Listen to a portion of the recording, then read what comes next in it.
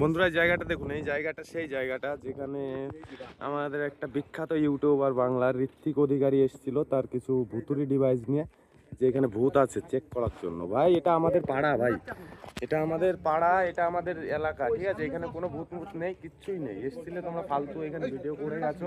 অনেকেই আসে এখানে ভুতুড়ি হাসপাতাল বলে ভিডিও করতে আসে, ওখানে ভিডিও করে নিয়ে যায়। ওই যে জায়গাটা, ওই জায়গাটা, ওই যে হোয়াইট বিল্ডিং, ওই যে হসপিটাল। আর এই যে যে জায়গাটা আমি আছি, এই জায়গাটা, এই যে এটা হচ্ছে এখানে কোয়ার্টার বানাচ্ছিল, ওখানে যে থাকবে নার্স ডাক্তার যারা থাকবে ওদের জন্য কোয়ার্টার বানাচ্ছিল। তো এইটা কোনো কারণে কাজটা বন্ধ হয়ে গেছে, ঠিক আছে? কোনো ইসে হসপিটালটাও বন্ধ হয়ে গেছে। এখানে ভূত ফুত কিছুই না, ঠিক আছে? এখানে এমনিই নর্মাল ট্রিটমেন্ট হয়েছে, মানুষ মরেছে কিনা সেটাও আমাদের জানা নেই অ্যাকচুয়ালি। তো এখানে কোনো ব্যাপার না, আমরা রাতেও আসি, ওইখানে বসে আড্ডা মারি, হসপিটালের সামনে বসে আমরা আড্ডা মারি, এখানে বসে আমরা আড্ডা মারি এর সামনে।